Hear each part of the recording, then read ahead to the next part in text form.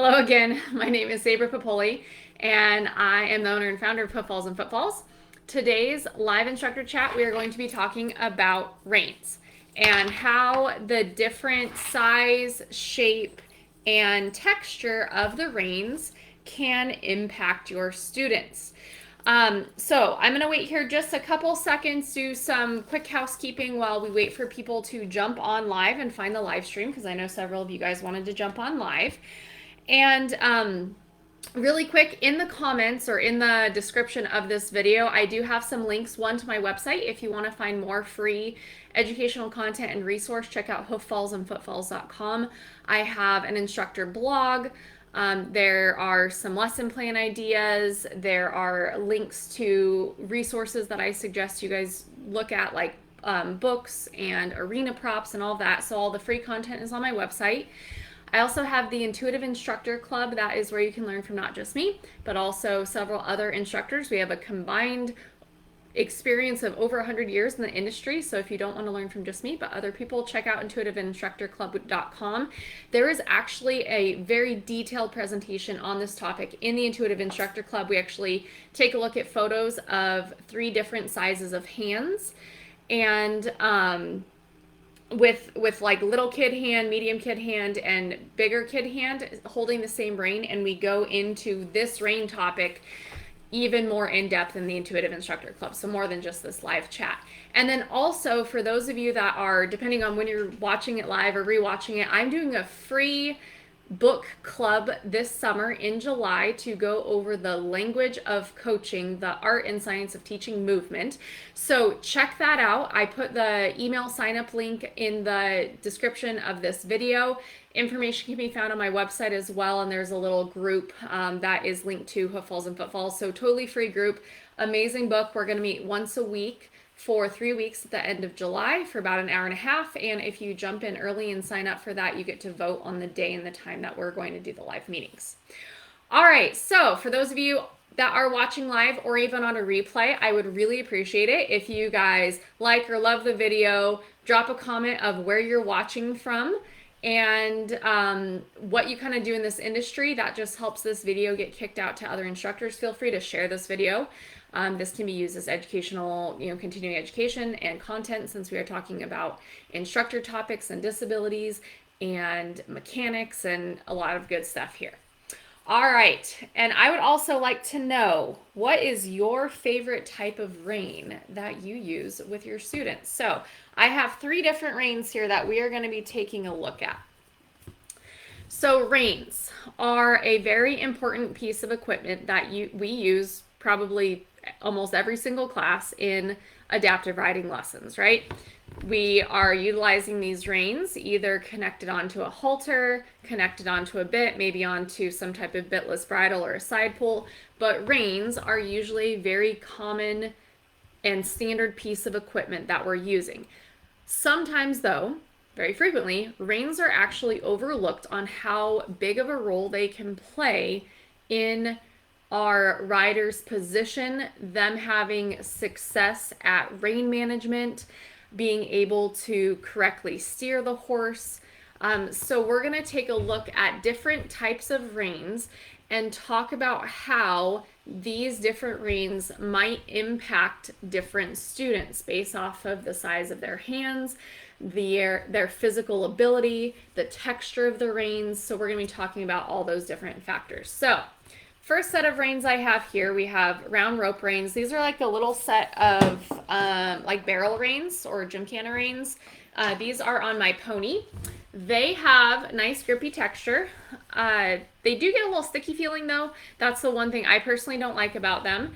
And they did not have tape on them before, but they have a knot here and a knot here. Other than the tape that I personally added on, there are no markers here on this rein to show rein length. So with these reins, I added on tape to be able to give my students more concrete locations of where I want their hands placed. They can either hold on the green, they can hold on the blue, they can hold just below the green, above the green. So we've got a lot of different locations and a lot of different play in the length of the reins when we add on some type of physical marker like tape. With these reins, they are rounded, and they're really good for students who like to grip with their entire hand. So grip like this versus put a pinky underneath. I'm personally okay with either one. Usually my smaller students, I have them hold with their entire hand around and their thumb over the top, just because their hands are so little that tucking that pinky underneath is sometimes almost physically impossible, and then it gets really bulky and uncomfortable with how little their hands are. Even for me, having adult size hands, well, I have very small hands for being an adult, but this is uncomfortable for me with this thickness of rope rein. So these reins are a little thicker than a flat, like leather rein or flat nylon rein.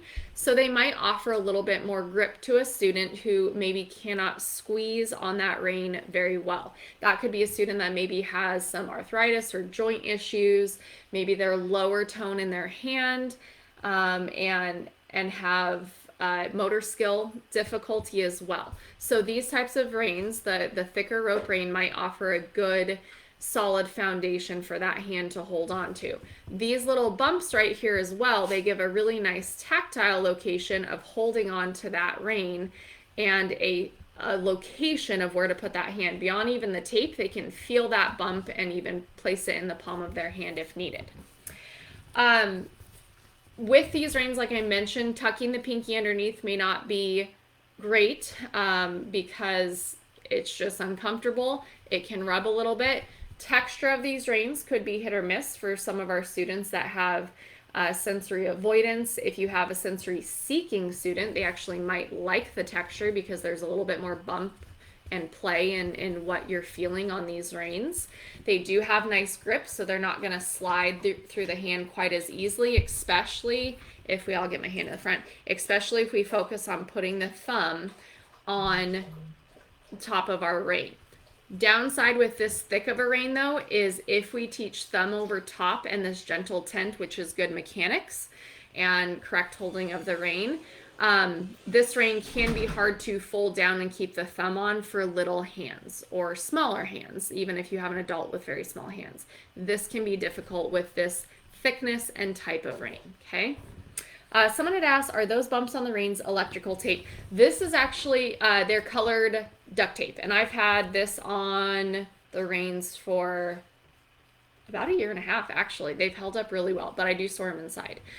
So this is colored duct tape. Electrical tape could work. I do find, though, that electrical tape seems to get a little like almost greasy or sticky feeling, so I prefer duct tape over electrical tape. Just personally, there's nothing wrong with either of them, they're fine, but I'm really sensitive to like oily, sticky feelings, so I really like colored duct tape.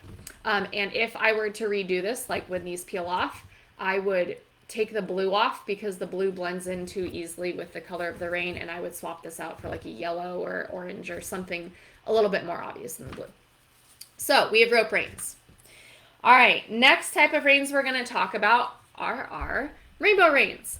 These are a little faded. I've had these things for probably 5 or 6 years. I got them from Freedom Rider Tack online. They make a really awesome pair of this nylon rein. There's colors on one side. They are plain on the back. However, these hold up extremely well, and if you accidentally spray fly spray on them, they won't melt the rubber like some of the other rubber rainbow reins. These reins are also, I prefer the nylon version of these rainbow reins over the rubber version because they're not as heavy, and you also get a little bit more flexibility, and they're not as thick as the rubber version. So when we're looking at these reins, we're going to be looking at the width, so how wide are these reins, and also how thick are these reins.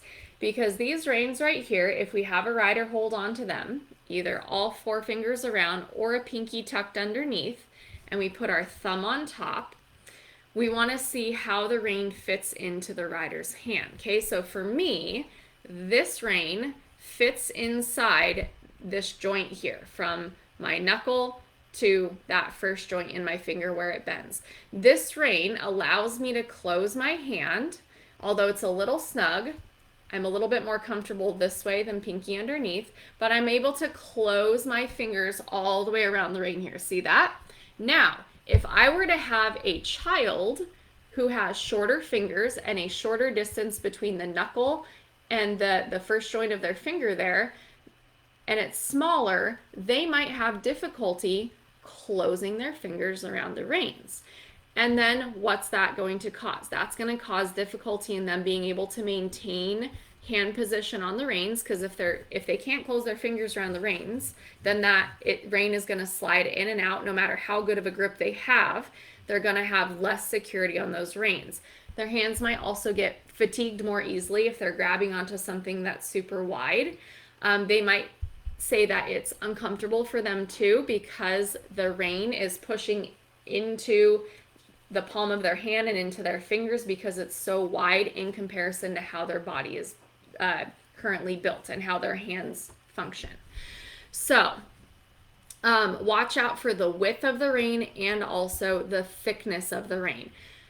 With these reins and any type of nylon rein, something that you also have to watch out for is the texture and the grip. I love these reins. The one downside is, one, they're a little thick, and two, they're a little slippery. These aren't as bad since I've had them for a while, and they're a little fuzzy, if you can kind of see. You know, they're well loved, well worn in, and they have a little bit more grip. But I will tell you that for riders who do have a little bit of difficulty with motor skills in the hands, grip strength, arthritis, some low tone overall, they do sometimes have difficulty maintaining grip on the rein, even when we're focusing on the good mechanics of wrapping fingers around and gently tenting the thumb over the rein there so that we keep the grip between the thumb and primarily that first finger. And then these fingers just give extra support and a little extra play.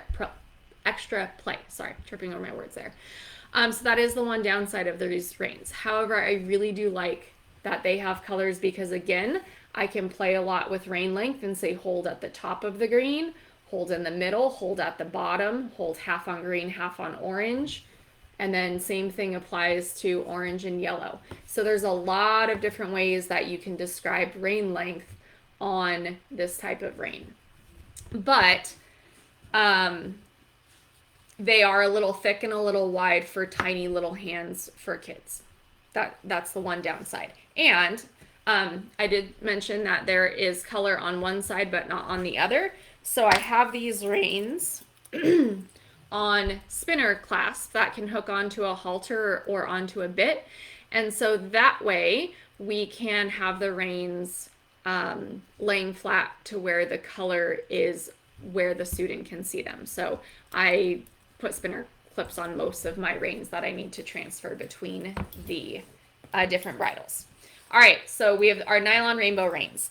Next thing we're going to talk about is leather reins. So these are leather reins that have little bumps and markers on them. Again, they used to be black. The paint is wearing off, but I actually just used fingernail polish and put a color coat on and a clear coat on. I did this probably 3 years ago, and these again are very well loved, and the color has stayed on pretty well. So I get the benefit of having green and purple here on my reins to give my students some type of, again, visual concrete marker of that hand location and rein length, versus just saying, if our buckle is here, saying let's shorten up to, hi ladybug, to the first bump or the second bump. So I've got the colors here, and they're kind of like a homemade rainbow rein now for these leather reins. Leather reins, let's take a look at the difference between the width of these two. So we have these two reins here. Do you see how much wider these nylon reins are than the leather reins? So these leather reins, width-wise, are going to be easier for someone with a smaller hand or maybe shorter fingers to be able to wrap their fingers around, probably tuck that pinky underneath, and actually be able to close their fingers all the way. For me, even though I have adult-sized hands, I am more comfortable with this leather rein here than this nylon rein, even with pinkies on top or pinkies underneath. Again, preference on what you want to do there. So I can get a better grasp on this leather rein than I can with this nylon rein. Also, if I'm putting thumbs on top, I am more easily able to keep good position with my thumb on this rein than this one, because there's a little bit more flex in this rein, because look at the width now, or I'm sorry, not width, the thickness of the rein. We've got like a double ply rein here, makes them really durable, but this leather rein here is about half the thickness. So again, when we're looking at little hands, or maybe hands that have shorter fingers or shorter joints because of whatever physical diagnosis that they might have, dwarfism, or there are some genetic disorders that also impact the different proportions of the hand and joints and all of that. Reins are something to look at, because if you go from a wider rein to a thinner rein and a thinner rein and a more narrow rein, you might notice that your student has an easier time holding on to those reins and maintaining hand position. If you have a student that goes around, holding kind of, we call it floppy fingers, really loose fingers, it could be that that rein is too heavy, too thick, too wide for them, and it's exhausting and almost physically impossible for them to actually close their hand and have good mechanics around the rein.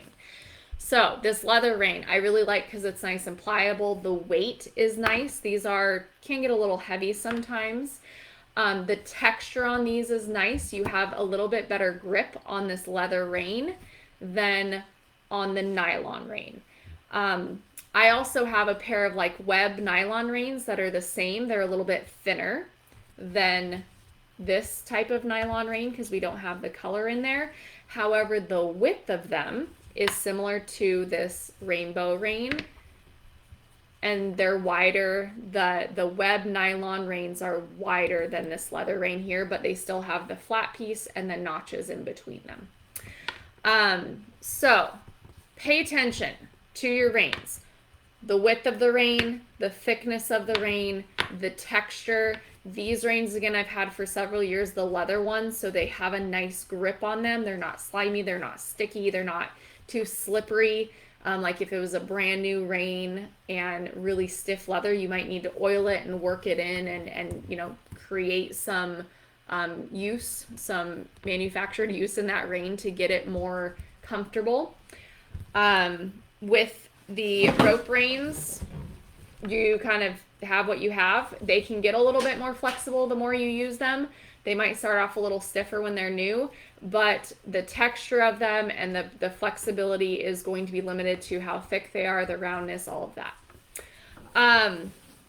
So with students that have joint difficulty where they have issues closing their hands due to arthritis, maybe lower tone, maybe motor skills, going with something where there's a rounded thickness for them to grab into might help a little bit better than a wider, flatter rein. Kind of depends. Another way that you can adapt these reins to meet the need of a student that can't close their hand all the way is to cut slots into a tennis ball and slide the tennis ball on, and then you can actually put the tennis ball on a certain location and the student can grab that tennis ball. You can use the small ones or you can use standard size. If you're working with youth, I would use the smaller, like the small dog tennis balls, and then for adults you can use the larger standard size tennis ball.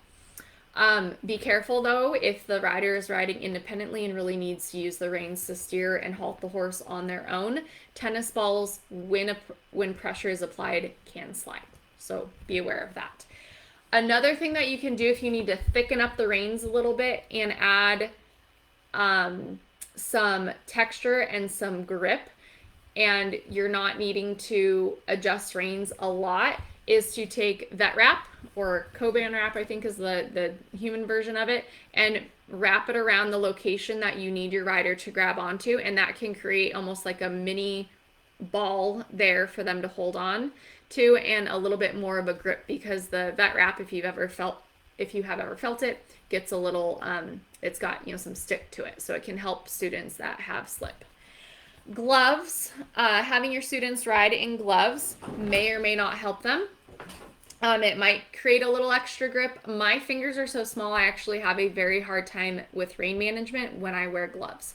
So keep that in mind too, is that gloves might create grip. However, when you're adding in layers of material in between the fingers, and we have material to bend and the material of our rein to bend and manage between our fingers, that can get a lot for that student to work through. So, for those of you jumping on live, do you guys have any questions or comments? Nicole says, I've tried different colored and textured fabrics on the bumps too. Yeah, that can help as well. Christina says she likes the rope macate or rainbow or rope reins with water loops on them. Let's see. And someone's standing in line at Universal Studios. That sounds really fun. I hope you're having fun there. Yeah, so I don't have a ton of specialty reins. Just for the students that I currently serve, I adapt what I have. I love the rainbow reins because of the color, but I can tell you that my favorite pair of reins are these leather reins. And adding on the different colors onto the bumps. Sorry, these two. I need to redo them. These are my favorite. These are the ones that with students that are struggling with motor skills in their hands, and they might have smaller hands. I work with a lot of kids, so that's just kind of where my niche is with teaching right now. I love working with the younger kids and preteens. So my favorite reins are these leather ones, and I have modified them by putting the color on so that I have the color there to better communicate to the students where they need to have their rein length at. These bumps are also nice too because they can sometimes brace their thumb against there, and it helps the rein not slip through their fingers as well.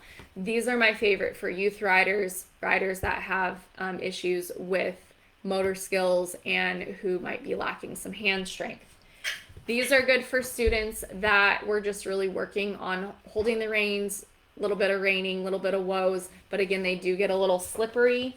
Rope reins, not my favorite, but they're the ones that fit my pony, so I work with them. But these really, honestly, for kids, I found that they're too thick, and we have a lot of issues with rein management and being able to hold. And I notice them saying more frequently that their hands are getting tired and they need a break. So, yeah. Leather reins are by far my personal favorite. Some adults, though, these leather reins are a little bit too small, too petite for them, and so I will go up to the web nylon reins and add on color if I need to, or use these rainbow reins. But yeah, I'm a big texture, touch, feel person too, so I ride in all of these reins, and the feel and the weight of them too, I pay attention to as well. So that's something that ride in the different reins, see what it's like to have different hand positions, whatever you're asking your horse to do, walk, trot, canter, turning, halts, lateral work, whatever you're going to be asking your student to do with the horse, and whatever equipment you're going to be using, you should be riding in it as well so that you know what it feels like. All right. Tammy says, with vet wrap, I put a different color on each rein. So instead of saying left or right or inside outside rein, I can say blue or green rein for learning to steer. Yeah, really, really good tip of adding on different colors. So instead of having, let me find it, green on the top of both sides, if you're creating your own rainbow reins or colors, you could have green on one side for your right and say pink on the top for your left. And you can start to reinforce the left and the right, or the inside and the outside rein, by saying, I want you to take your green rein, which is your right rein, and open it or squeeze it back, or however you word it. Or we're going to use our outside rein to keep our horse on the rail, and the outside rein is our green rein.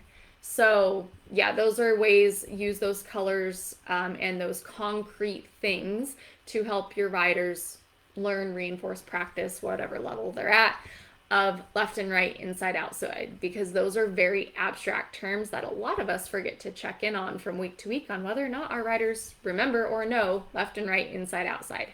So, all right, any other questions or comments for those of you jumping on live? And for those that might have jumped on a little later, make sure you check out my July free summer book club. We're going to be going over the language of coaching. We'll be meeting once a week. for the last 3 weeks of July. You guys can vote on time if you sign up early. And the link is in the description of this video here on Facebook. Please like this video, share it with other instructors. That helps get the algorithm out and all the tech stuff, and people can see the page and see the content more. And I'm going to be going live at least once a week over the summer, since I am on break for my program, so that means I get to spend more time with you guys. So if you have a special request for a live topic, if it's something I can do live easily without like creating PowerPoint, I will try to do that. I do have the next few weeks planned out. So like my page, Hoof Falls and Footfalls. Get on my email list, which you can find that at hooffallsandfootfalls.com. I have a free email list. I will be sending out event notifications and reminders there. And if you want to learn more about reins and management of the hands and how it looks in different sized hands and with different diagnosis and physical disabilities, check out Intuitive Instructor Club. I have a very in-depth presentation on this topic with photos, and we're taking a look at different sized hands with different reins, and much more in depth than just this live chat here. So thank you guys for jumping on live, and I will see you guys next week. And the next live chat is going to be on saddles. So whether having a small saddle with a larger rider is better, or a smaller rider with a larger saddle is better. How does it impact the rider? How does it impact our horse? How does it impact position and mechanics? So that is going to be the next live chat next week, and I'm trying to rotate it through days and times so that you guys can jump on at different times depending on where you're at in the US or even outside of the United States. So I hope you guys have a wonderful weekend. Thank you guys for joining in live. Thank you for those of you that are watching on replay, and I will see you guys on the next live instructor chat.